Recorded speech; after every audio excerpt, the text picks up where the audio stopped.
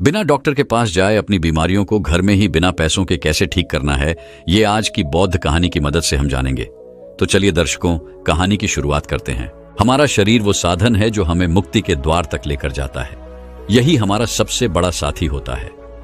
एक स्वस्थ शरीर आपके लिए एक वरदान हो सकता है, लेकिन एक बीमारियों से ग्रस्त शरीर आपके लिए एक श्राप होता है।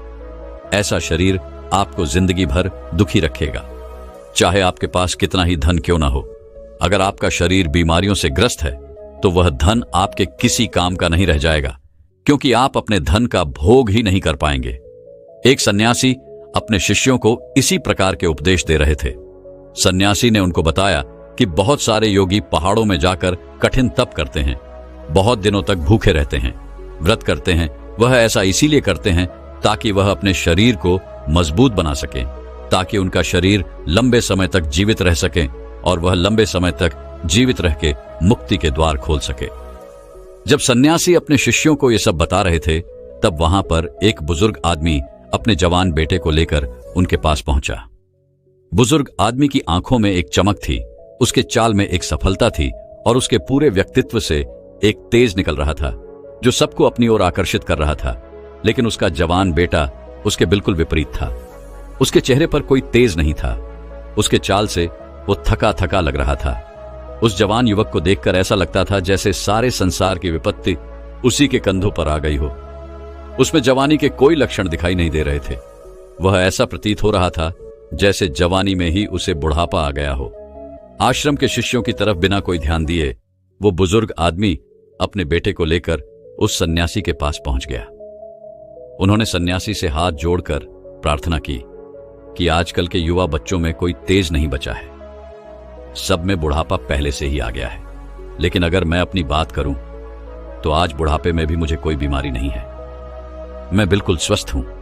लेकिन जब मैं अपने बेटे की तरफ देखता हूं तो मेरा दिन दुखी हो जाता है, क्योंकि ये अपने पिता से पहले ही बूढ़ा होने लग रहा है। और एक पिता के लिए इससे ज्यादा दुख की बात क्या हो सकती है। उन्होंने सन्यासी से प्रार्थना की कि आप आयुर्वेद के झाता हैं, आप इतने बड़े सन्यासी हैं, आपके पास तो बहुत सारे तरीके होंगे जिससे मेरे बेटे को बुढ़ापा आने पर भी बीमारी ना पकड़े। अगर आपके पास ऐसी कोई औषधि है तो आप उसे देने की कृपा करें, जिससे मैं चिंता मुक्त होकर अपना जीवन जी सकूं। सन्यासी ने उस बुजुर्ग आदमी के युवा बेटे की तरफ देखते हुए कहा कि औषधि तो बीमार आदमी को दी जाती है, लेकिन इस युवक को देखकर ऐसा लगता है कि इसे कोई बीमारी नहीं है, बल्कि इसके खान पान, इसके रहन सहन और इसकी दिनचर्या में थोड़ा बदलाव करने से इसका पूरा जीवन बदल सकता है। असल में इंसान अगर बीमारी आने से पहले ही सतर्क हो जाए तो उसके पास बीमारी नहीं आएगी, लेकिन हम बाद में सतर्क होते हैं जब बीमारियां हमारे शरीर में प्रवेश कर चुकी होती हैं और उसके बाद औषधियों के इलाज के अलावा और कोई तरीका हमारे पास नहीं बचता। लेकिन मैं सबको कहता हूं कि जो भी इंसान अपना स्वस्थ शरीर चाहता है, अच्छा खुशहाली से भरा जीवन जीना चाहता है, उसे अपनी दिनचर्या में कुछ नियम अपनाने होंगे। उसे कुछ भोजन ऐसे खाने होंगे जो उसके शरीर के लिए लाभकारी हों, और तीसरा, उसे कुछ ऐसे योग सीखने होंगे जिन्हें वो जीवन भर कर सके। अगर वो सिर्फ इन 3 बिंदुओं को विस्तार से समझ लेता है तो उसका शरीर उसके लिए वरदान साबित हो जाएगा। उससे अपने शरीर की वजह से इस जीवन काल में कभी भी कोई कष्ट नहीं उठाना पड़ेगा। ये 3 बिंदु मैं तुम्हें विस्तार से समझाने की कोशिश करता हूं। इन 3 बिंदुओं में सबसे पहले हमारा भोजन आता है। जिस प्रकार का भोजन हमारा शरीर ग्रहण करेगा, उसी प्रकार की वह ऊर्जा पैदा करेगा। अगर हम अपने शरीर में बासी खाना डालेंगे तो वह आलस्य से भरा रहेगा, वह हमेशा सुस्त रहेगा। लेकिन वहीं पर अगर हम उसमें ताजा खाना डालेंगे तो हमारा शरीर सुस्ती से भरा रहेगा, उसमें कोई आलस्य नहीं रहेगा। सन्यासी ने अपने कथन पर और प्रकाश डालते हुए बताया कि किसी भी देश का भोजन वहां की ऋतुओं और वहां की जलवायु पर निर्भर करता है। ऋतुओं के हिसाब से सर्दी का अलग खाना होता है, गर्मियों का अलग खाना होता है, और उसी प्रकार अलग अलग ऋतुओं का अलग अलग खाना होता है। और अगर हम जलवायु की बात करें तो जो लोग समुद्र के किनारे रहते हैं उनका खाना अलग होगा, और जो लोग रेगिस्तान के पास रहते हैं उनका खाना उनसे बिल्कुल अलग होगा, क्योंकि अलग अलग देश में वहां की जलवायु के हिसाब से फसल उगाई जाती है, और जो फसल वहां पर उगती है उसी के हिसाब से वहां पर भोजन तैयार किया जाता है। लेकिन चाहे किसी भी देश या किसी भी जलवायु का भोजन क्यों ना हो, अगर तुम अपने भोजन के साथ कुछ खाद्य पदार्थ और लेते हो तो तुम्हारा शरीर अपने आप सुस्त रहेगा, ऊर्जा से भरा रहेगा।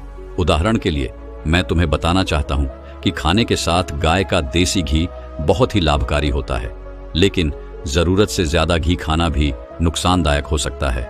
इसीलिए जब भी आप अपने सुबह या फिर रात्रि का भोजन करें तो उसके साथ 2 से 5 चम्मच देसी घी का सेवन अवश्य करें। इससे आपके शरीर के जोड़ों के अंदर वह घी पहुंचता है, जिससे आपके जोड़ उम्र बढ़ने पर भी अच्छी तरह काम करते रहते हैं। तुमने बहुत सारे लोगों को देखा होगा जिनके घुटनों में दर्द रहता है, जिनके हाथ में दर्द रहता है। यह बीमारी तभी होती है जब हमारे शरीर में पर्याप्त मात्रा में तेल नहीं पहुंचता है। तेल यानी कि देसी घी। देसी घी हमारे शरीर के लिए सबसे ज्यादा लाभकारी होता है। इसके अलावा रात के खाने के बाद गाय का दूध अवश्य पिए। गाय का दूध भैंस के दूध से ज्यादा बेहतर होता है, क्योंकि गाय के दूध से हमारा दिमाग तेजी से काम करता है, उसकी कार्य करने की क्षमता बढ़ती है, शरीर में सुस्ती बढ़ती है। सन्यासी ने आगे बताया कि सुबह सुबह तुम्हें भरपेट खाना खाना चाहिए, क्योंकि वो खाना दिन भर काम करने से हजम हो जाता है।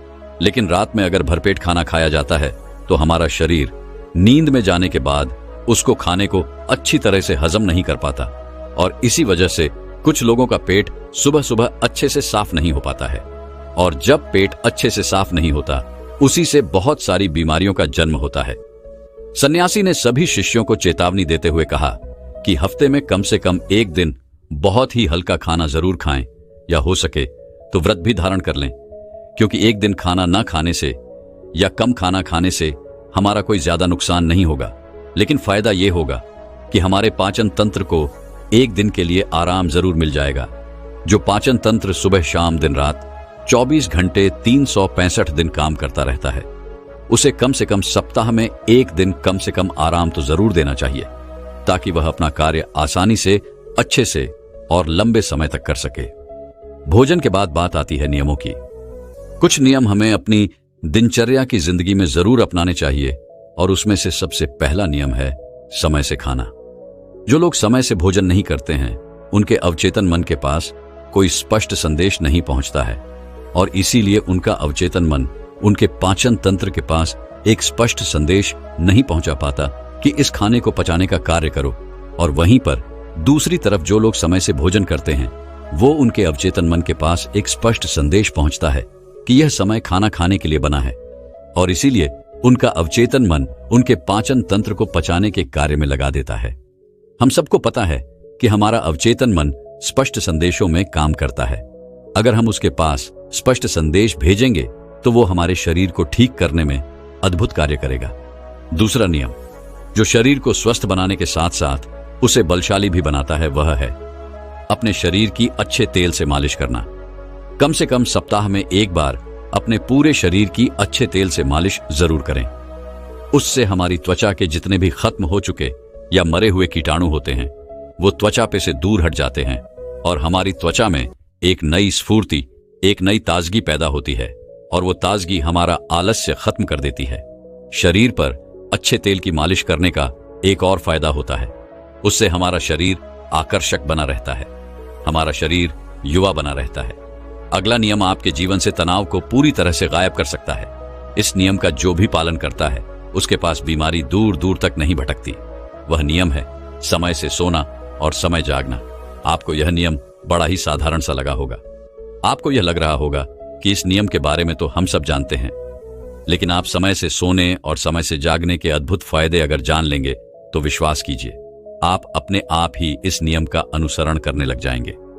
इसके बाद अगला नियम बताते हुए उस सन्यासी ने बुजुर्ग आदमी को सावधान करते हुए बताया कि अगर कोई आदमी अपने परिवार और अपने बच्चों के साथ समय व्यतीत नहीं करता है तो वो तनाव से ग्रस्त हो जाता है। घर में सुख शांति रहती है तो मन खुश रहता है। सभी परिवार के जन, सभी परिवार के लोग भी खुश रहते हैं, और इसीलिए परिवार के पास कोई भी नकारात्मक ऊर्जा पास में नहीं आती, और उसके बाद आपका परिवार, आपके बच्चे और आप तंदुरुस्ती भरा जीवन जी सकते हैं। कुछ लोग काम ज्यादा होने की वजह से अपने परिवार, अपने बच्चों के साथ ज्यादा समय नहीं बिता पाते। ऐसे लोग अगर रोज समय अपने परिवार को नहीं दे सकते तो कम से कम कुछ दिन, कुछ महीनों के लिए उन्हें कहीं घुमाने के लिए जरूर लेकर जाएं। आप अपने परिवार के साथ जितना वक्त बिताएंगे, उतनी ही नजदीकियां आपके परिवार के साथ आपकी बनेंगी, और उसके बाद आपके मन से तनाव गायब हो जाएगा। इसके बाद सन्यासी ने बताया कि यह तो तुम सब जानते हो कि व्यायाम करना हमारे शरीर के लिए कितना लाभकारी होता है। हर एक इंसान को व्यायाम करना चाहिए और समय से व्यायाम करना चाहिए, लेकिन कुछ लोग व्यायाम करने का गलत अर्थ निकाल लेते हैं। व्यायाम उतना ही करो जिससे तुम्हारे शरीर को पीड़ा ना पहुंचे। कुछ लोग व्यायाम ज्यादा करने के लिए अपने शरीर को पीड़ा पहुंचाते रहते हैं, लेकिन व्यायाम सिर्फ उतना ही होना चाहिए जितना आप सहन कर सकते हैं। अपनी सीमाओं के परे जाना, अपने शरीर को पीड़ा पहुंचाना आपको थका देगा और थकने के बाद आपके अंदर आलस्य भर जाएगा और उसके बाद आपका कोई काम करने का मन नहीं करेगा। इसलिए अपने आप को इतना मत थकाओ कि आप अपना काम भी ना कर पाओ। और वह व्यायाम करने के साथ साथ एक नियम और अपनाना चाहिए, और वह नियम है ध्यान का नियम। ध्यान करने से हमारा दिमाग और हमारा मन एकाग्र होना सीखता है, वह विचारों से मुक्त हो जाता है। और जब दिमाग और हमारा मन विचारों से मुक्त हो जाता है तो शरीर से तनाव चला जाता है, क्योंकि विचार ही तनाव का असली कारण होते हैं। जो लोग समझदार हैं वह जानते हैं कि विचार ही हमें दुख पहुंचाते हैं और विचार ही हमारे तनाव का असली कारण होते हैं। इसीलिए लोग शून्यता में जाने का ध्यान करते हैं। लेकिन अगर आप भी रोज ध्यान करते हैं तो इससे आप विचार रहित तो होंगे ही, साथ ही साथ आपके चेहरे का तेज बढ़ेगा और आपकी इंद्रियां यानी कि आंख, नाक, कान, त्वचा और आपका मस्तिष्क अच्छी तरह से कार्य कर पाएंगे। भोजन और नियम के बारे में विस्तार से बताने के बाद सन्यासी ने योग का रहस्य खोलना शुरू किया। उन्होंने सभी को बताया कि कुछ योग ऐसे होते हैं जो हम अपना काम करते करते अभ्यास कर सकते हैं और उनका अभ्यास करने से हमें चमत्कारिक फायदे मिलते हैं। एक योग जो सबसे ज्यादा लाभकारी होता है और जिसे करने के लिए अलग से समय नहीं निकालना पड़ता, आप कोई भी काम करते हुए उस योग को कर सकते हैं, और वह योग है गहरी सांसें लेना। जब भी आप सांस लेते हो तो अपनी नाभि से सांस लेने की कोशिश करें। सिर्फ छाती में सांस भरकर या अपने कंठ में सांस भरकर ना छोड़ें। नाभि तक सांस को जाने दें और नाभि से ही सांस को आने दें। उसके बाद आप अपनी सांसों के साथ एक संबंध स्थापित कर लेंगे। जीवन का रहस्य ही सांसों में छुपा हुआ है, और जितनी गहरी आपकी सांसें होंगी उतना ही गहरा आपका ध्यान होगा। और यह योग हम कोई भी काम करते हुए कर सकते हैं। मान लीजिए कि तुम कोई भी काम कर रहे हो तो उसमें गहरी सांसें लेने में तुम्हें कोई भी अड़चन नहीं होनी चाहिए। उसके बाद अगला योग समझाते हुए सन्यासी ने बताया कि जब भी तुम सोने के लिए जाते हो तो हमेशा याद रखना कि तुम योग मुद्रा में जाकर नींद ले सको, क्योंकि योग मुद्रा की नींद अगली सुबह तुम्हारे लिए ताजगी भरी लेकर आएगी। आखिरी योग बताते हुए सन्यासी ने बताया कि एक योग जिसके लिए तुम्हें अपना थोड़ा सा समय देना होगा, लेकिन थोड़े से समय के बदले उसके फायदे बहुत लंबे होंगे। वह योग है अपनी इंद्रियों के लिए। योग तुम्हारी इंद्रियां जो होती हैं वो जिंदगी भर तुम्हारा साथ निभाती हैं। तुम्हारी आंखें देखने का काम करती हैं, तुम्हारे कान सुनने का काम करते हैं। उसी प्रकार हर एक इंद्रियां अपना कार्य अलग अलग भिन्न रूप में करती रहती हैं। लेकिन समय के साथ साथ जैसे जैसे इंसान की उम्र बढ़ती है, इन इंद्रियों की शक्ति कम होने लग जाती है। इसीलिए इंसान को ऐसे योग करते रहना चाहिए जिससे उनकी इंद्रियों कभी भी कमजोर ना पड़े। उदाहरण के लिए आंखों की शक्ति बढ़ाने के लिए त्राटक ध्यान का प्रयोग किया जा सकता है, और कानों की शक्ति बढ़ाने के लिए कानों से सुनने का अभ्यास किया जा सकता है। सिर्फ हमें अपनी अलग अलग इंद्रियों पर अलग अलग समय पर अपना ध्यान केंद्रित करना है। जैसे कि हम खाली बैठे हुए सिर्फ सुनने पर ध्यान लगा रहे हैं। हमारे कानों में हर प्रकार की ध्वनि प्रवेश कर रही है, हमारा पूरा ध्यान सिर्फ सुनने पर लगा हुआ है। इस ध्यान को सिर्फ कुछ पलों तक करने के बाद आपको खुद ही महसूस हो जाएगा कि वह इंद्रिय आपकी अच्छी तरह से काम करने लग गई है। इसीलिए यह भोजन नियम और आखिर में यह योग आपके जीवन को बदल सकते हैं। बुढ़ापे तक आपके पास कोई बीमारी नहीं आएगी। उसके बाद सन्यासी ने सभी को वहां से प्रस्थान करने के लिए कहा और खुद आयुर्वेद की औषधियां बनाने में लीन हो गए। दोस्तों, क्या कोई एक ऐसी औषधि हो सकती है जिस औषधि को लेने पर जीवन में कभी कोई रोग ना हो और वो हमारे पूरे शरीर पर कार्य कर जाए? तो आपको बता दें कि ऐसी औषधि नहीं हो सकती कि जो वो एक औषधि मात्र लेने से हर बीमारी पर वो कार्य करे, हर बीमारी को ठीक करे, हर बीमारी से बचाए। ऐसी औषधि नहीं हो सकती। पर दोस्तों, एक ऐसा तरीका है, एक ऐसा उपाय है जिससे हम जीवन भर हर बीमारी से दूर रह सकते हैं, बच सकते हैं। निश्चित रूप से ऐसा तरीका है आपको जो हर एक समस्या, हर एक बीमारी से बचा सकता है। एक बार एक आदमी जो हमेशा बहुत बीमार रहता था, वो एक आयुर्वेद के बहुत बड़े गुरु के पास जाता है। और गुरुदेव से पूछता है कि हे गुरुवर, या कोई ऐसा औषधीय है तो मुझे बताइए, जो कि एक ही औषधि से सारे रोगों को खत्म कर दे। यदि ऐसा कोई औषधीय है तो मुझे बताइए। मैं अपनी इन शारीरिक समस्याओं से, रोगों से, बीमारियों से बहुत ज्यादा परेशान हूं। तब वह संत बोले, अगर तुमने ये पूछा होता कि क्या कोई ऐसा उपाय है जिन्हें करने से सारे रोग खत्म हो जाए, तो मैं कहता हाँ, ऐसा उपाय है। पर एक ही औषधि जो अनेक रोगों में, बीमारियों में काम करे, ऐसी कोई औषधि बनी ही नहीं है। पर एक ऐसा उपाय है। तब वह व्यक्ति बोला, ठीक है महात्मा जी, आप वह उपाय के बारे में हमें बताने का कष्ट करें। तब वह गुरुवर बोले, आज मैं तुमको यह बताऊंगा कि हम कैसे अपने पूरे स्वास्थ्य को ठीक रख सकते हैं और शरीर की कोई सी भी, कितनी भी भयानक बीमारी से बच सकते हैं। तो यह तरीका है अपने शरीर की प्रकृति को समझना, अपने शरीर की प्रकृति को हमेशा संतुलित रखना। इससे आपकी आयु भी बढ़ेगी, सौंदर्य भी बढ़ेगा, हर प्रकार से आपको इससे लाभ मिलने वाला है। तो करना क्या है? वात, वित्त, कफ, ये एक सिद्धांत को अच्छे से समझना है। फिर गुरुवर उस व्यक्ति से कहते हैं, तो पहले स्थान पर तुम यह समझो, हमारे शरीर की प्रकृति कैसी है, कि वात प्रकृति के लक्षण क्या होते हैं, असंतुलित है तो कैसे संतुलित किया जा सकता है। फिर वह महात्मा बोले, सबसे पहले तुम समझो कि वात प्रकृति की स्थिति में आपके बालों पर, आपकी आंखों पर, आपकी त्वचा पर क्या प्रभाव पड़ता है। आपके बाल रुखे होने शुरू हो जाते हैं और झड़ने शुरू हो जाते हैं। बाल आपके झड़ रहे हैं, आप तेल का प्रयोग कर रहे हैं, विभिन्न प्रकार के औषधियों का प्रयोग कर रहे हैं, लेकिन लाभ नहीं हो रहा है, तो समझो कि वात आपका प्रकोपित हो रहा है। वात रोग में आपकी समस्या है। आंखों की रोशनी कम होने लगती है, त्वचा जो है आपकी वह रुखी होनी शुरू हो जाती है, सूखा होना शुरू हो जाता है और झुर्रियां पड़ना, त्वचा और चेहरे पर यह वात का प्रभाव होता है। तो ऐसा हो रहा है तो आप समझें कि यह वात का प्रभाव है। वात आपके शरीर में असंतुलित हो रही है। अगर आपको जोड़ों में दर्द होता है, कमर में अकारण ही दर्द हो जाता है, तो ये बात समझें कि वात के प्रभाव के कारण हो रहा है। और भूख इन लोगों को अच्छी लगती है, सामान्य लगती है, बहुत अधिक नहीं, बहुत कम नहीं, लेकिन इन लोगों को गैस की समस्या, पेट जैसे फुला फुला अनुभव होना और डकारे आना, ऐसी परिस्थितियां इनको बनती है। इस प्रकार की स्थिति बनती है और साथ ही कॉन्स्टिपेशन की समस्या इनको रहती है, क्योंकि वात जो है वह सुखाती है, वह मल को भी सुखा देती है। वात का जो मुख्य स्थान होता है वह आपकी आते होती है और यह यहां पर मल को सुखा करके कॉन्स्टिपेशन की समस्या खड़ी करती है। तो अगर आपको बार बार कॉन्स्टिपेशन की समस्या रहती है, मल ठीक से निष्कासित नहीं होता, तो यह समझे कि वात का प्रभाव पड़ा हुआ है शरीर में। वह व्यक्ति बोला, गुरुदेव आपने ठीक कहा, यह कई प्रकार के लक्षण जो आपने यह लक्षण बताए, आधे से ज्यादा लक्षण तो लगते हैं कि मेरे में भी है।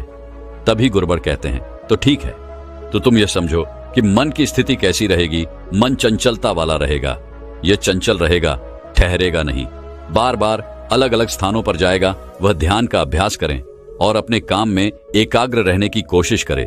कोशिश करना मुश्किल होगा, ध्यान बहुत ज्यादा भटकेगा, यह वात का प्रभाव होता है। फिर वो महात्मा व्यक्ति से बोले, अब मैं तुमको यह बताता हूं कि अगर आपका वात प्रकोपित है तो किन चीजों का प्रयोग नहीं करना है। आपको मुख्य रूप से बासी भोजन और भारी भोजन का त्याग करना है। आप जब ज्यादा मात्रा में भोजन कर लेते हैं तो पेट पर दबाव बनता है, सड़ता है भोजन और वहां से वात बननी शुरू हो जाती है। और पाचन शक्ति जो है वो भी मध्यम होती है, वो भी तेज नहीं होती है। ऐसा नहीं होता है कि वो कुछ भी पचा लेगी। तो आपको भारी भोजन नहीं करना है, घनिष्ठ भोजन नहीं करना है, हल्का सा उपास्य और संतुलित मात्रा में उसको भोजन करना है। अब बात करते हैं कि वात को खत्म कैसे किया जा सकता है। इसमें आपको गाय का घी का प्रयोग करना है।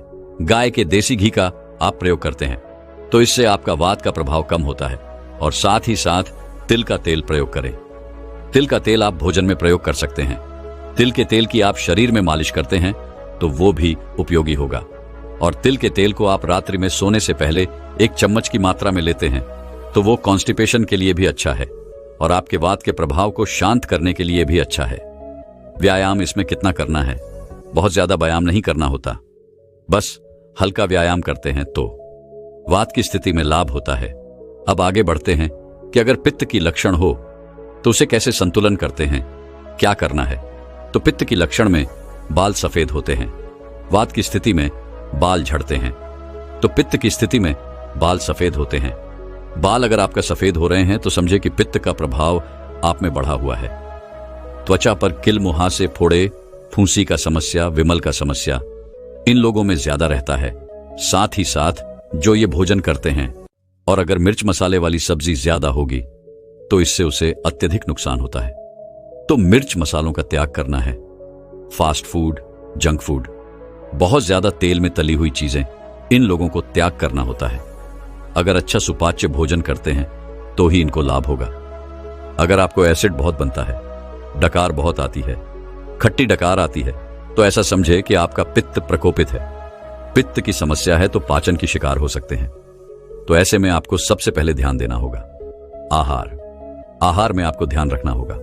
आपको एसिडिक चीजों का प्रयोग कम करना है और एल्कलाइन चीजों का प्रयोग आपको ज्यादा करना है। अगर एसिडिक चीजें ज्यादा खाएंगे तो पहले से शरीर में पित्त बढ़ा हुआ है तो वो बहुत ज्यादा बढ़ जाएगा।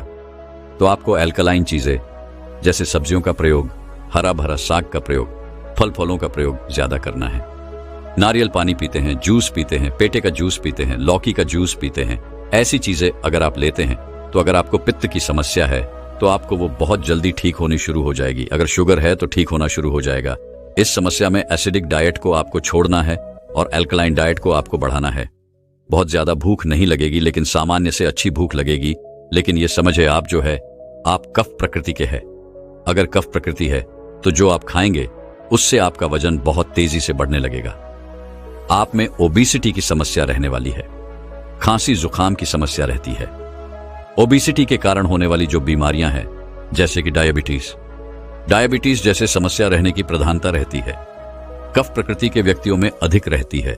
इससे व्यक्ति अगर अपने आप को सक्रिय रखते हैं, अच्छे जीवन शैली रखते हैं, लाइफस्टाइल में कुछ बदलाव लाते हैं तो बिल्कुल ठीक है। लेकिन अगर ये निष्क्रिय हो जाते हैं, मतलब कोई काम नहीं करते हैं, शारीरिक रूप से एक्टिव नहीं रहते हैं, तो ऐसी प्रकार की स्थितियां कफ प्रकृति में बनती हैं जो मानसिक स्थिति होती है। इन व्यक्तियों की वो शांत होती है, मिलनसार स्वभाव होता है। ये ठीक संतुलित मस्तिष्क के साथ होते हैं। लेकिन इसमें तमोगुण से ऊपर उठना जरूरी होता है और इसके लिए सक्रिय रहना जरूरी होता है। निश्चित होता है इसमें घी का, तेल का या फैट वाली चीजें का उपयोग करना। इन लोगों को ये सब चीजें ग्रहण नहीं करनी होती है क्योंकि इससे पहले से ज्यादा वजन बढ़ने लगता है। अगर फैट वाली चीजें लेंगे तो फैट ज्यादा बढ़ेगा और इसे नुकसान देखने को मिलेंगे। जो फैट है, जो मोटापा है, वो इसमें बढ़ता है। तो आपका जो मांस है ठीक करने के लिए इसको इलायची, हल्दी, दालचीनी का प्रयोग कर सकते हैं। इस प्रकार की चीजों का प्रयोग करते हैं तो इसका संतुलन होता है। व्यायाम की बात करें तो कफ प्रकृति के व्यक्तियों को पूर्ण शक्ति व्यायाम करना चाहिए, अधिक व्यायाम करना चाहिए। ऐसा व्यायाम करना चाहिए जिससे कि उनके शरीर से पसीना निकले, जिससे कि लगे कि थकान हो। ऐसा व्यायाम उनके लिए उपयोगी रहेगा। साथ ही साथ इनके लिए उपवास बहुत अच्छा रहने वाला है। हफ्ते में 1 दिन उपवास हो, कफ प्रकृति के व्यक्तियों को करना ही चाहिए। आपकी मानसिक और शारीरिक लक्षण किस प्रकार से मेल खाते हैं? वात, कफ हो सकती है। इस प्रकार से भी प्रकृतियां बन सकती है। आपको देखना है और उस प्रकृति को समझ करके उसके अनुसार आहार लेना है। आपको जो चीजें निश्चित बताई है उन चीजों को तैयार करना है। जो चीजें लेने को कहा है वही चीजें लेनी है और इस प्रकार से आप करते हैं तो आप निश्चित रूप से बहुत सारे बीमारियों से बच सकते हैं। उसके बाद वो व्यक्ति को सारी बीमारियों की जड़ समझ में आई और अब वो उसको उन सभी बीमारियों का ठीक करने का उपाय मिल चुका था जो उनमें थी और वह उन गुरुदेव को धन्यवाद कर अपने उस जीवन शैली को अपने जीवन में लागू करने का प्रण लिया और फिर वहां से गुरुदेव से आज्ञा लेकर चला गया। दोस्तों, मैं उम्मीद करता हूं कि यह कहानी सुनने से आपके जीवन में अच्छे बदलाव आए होंगे। आपको इस वीडियो से क्या सीखने मिला ये कमेंट करके जरूर बताइए और अपने परिवार, दोस्तों या आपके करीबी इंसान के साथ ये कहानी शेयर करके उन्हें भी इस ज्ञान से परिचित करवाए। बाकी अगर आपको यह वीडियो दिल से अच्छी लगी हो तभी इस वीडियो को लाइक कर देना और आपने अब तक इस चैनल को सब्सक्राइब न किया हो तो चैनल को सब्सक्राइब भी जरूर कर देना। आपका हर दिन शुभ हो और खुशियों से आपका जीवन भरा रहे। धन्यवाद। नमो बुद्धाय।